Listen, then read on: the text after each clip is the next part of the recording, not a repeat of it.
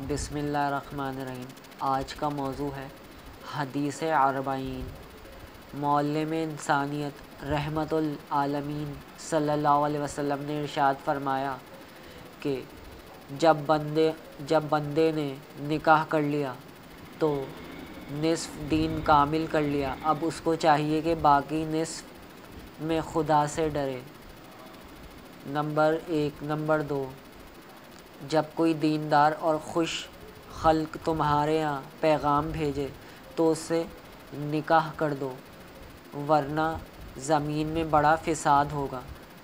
Number 3، 3 شخصوں کی مدد خدا کے ذمے ہے۔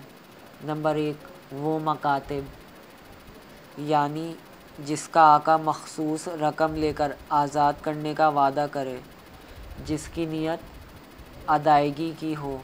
وہ نکاح کرنے والا جس کی نیت پاک دامنی کی ہو، وہ نکاح کرنے والا جس کی نیت پاک دامن رہنے کی ہو، اور اللہ کی راہ میں جہاد کرنے والا۔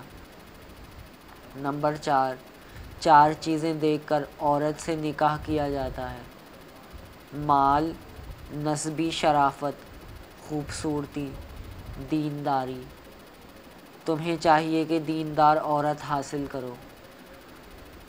نمبر 5، جب کبھی غیر مرد کسی عورت کے ساتھ تنہائی میں ہوتا ہے تو ضرور تیسرا شیطان ہوتا ہے۔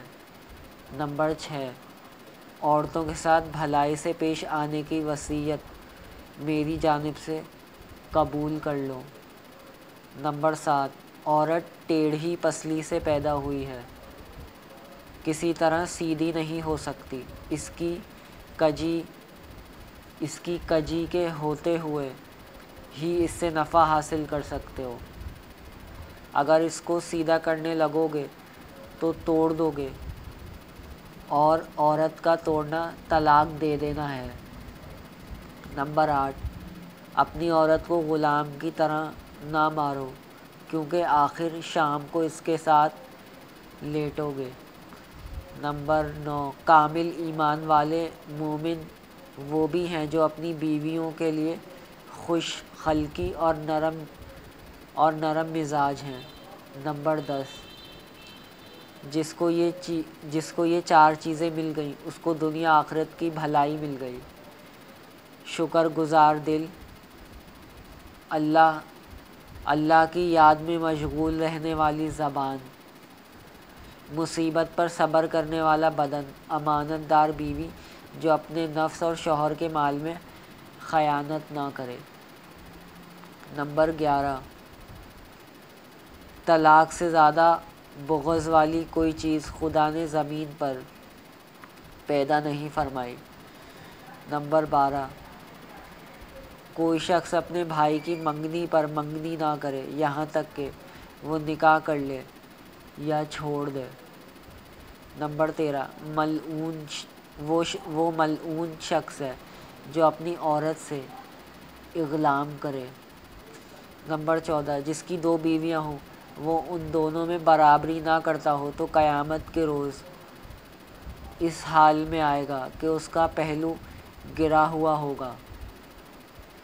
نمبر 15، جب مرد اپنی بیوی کو اپنے بستر پر بلائے اور وہ نہ آئے، جس کی وجہ سے مرد ناراضگی میں رات گزارے، تو صبح تک اس عورت پر فرشتے لعنت کرتے رہیں گے۔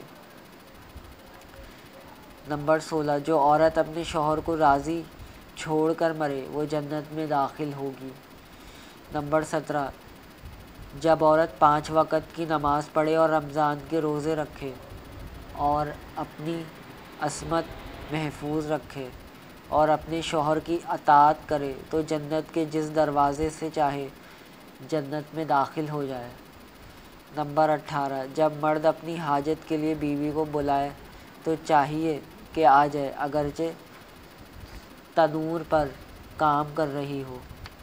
نمبر 19، وہ شخص ہم میں سے نہیں ہے جو کسی عورت کو اس کے شوہر کے خلاف یا غلام کو اس کے آقا کے خلاف بھڑکائے۔ نمبر 20، کوئی عورت شوہر کی اجازت کے بغیر نفلی روزے نہ رکھے، نمبر 21 تین شخصوں کی نہ نماز قبول ہوتی ہے نہ ان کی کوئی نیکی اوپر جاتی ہے۔ بھاگا ہوا غلام جب تک واپس آ کر اپنے آقا کے ہاتھ میں ہاتھ نہ دے دے۔ وہ عورت جس سے اس کا شوہر ناراض ہو۔ نشہ پی کر بے ہوش ہو جانے والا جب تک ہوش میں نہ آئے۔ نمبر 22 جو عورت بغیر کسی مجبوری کے اپنے شوہر سے طلاق کا سوال کرے اس پر جنت کی خوشبو حرام ہے۔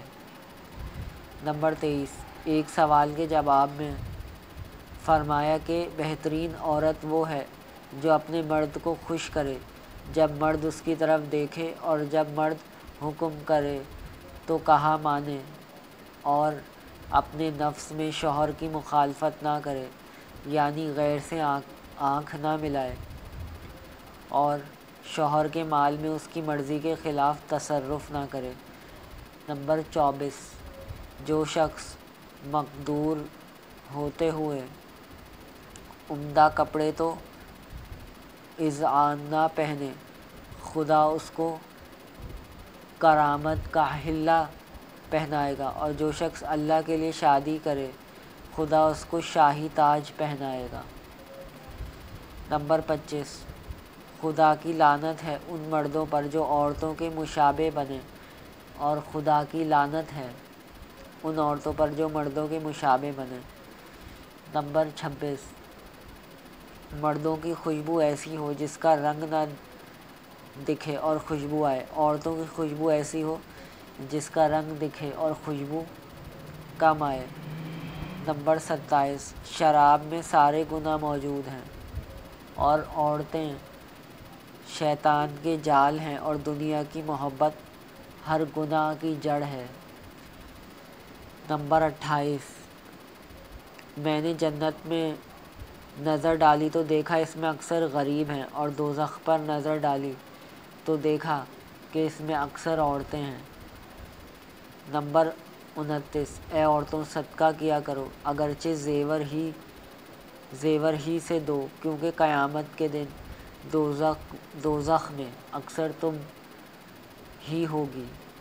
نمبر 30 عورت چھپی ہوئی چیز ہے، جب باہر نکلتی ہے تو شیطان اسے تکنے لگتا ہے۔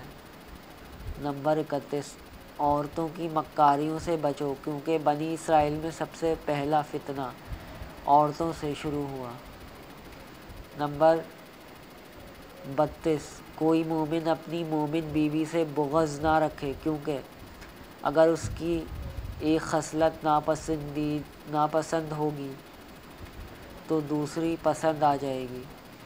نمبر 33 جس نے اس عورت کو تسلی دی جس کا بچہ جاتا رہا ہو تو اس کو جنت کی چادریں پہنائی جائیں گی۔ نمبر 34 ملعون ہے وہ عورت جو کسی کے مرنے پر زور سے اور بیان کر کے روئے، اور اس عورت پر جو اس کا رونا سنے۔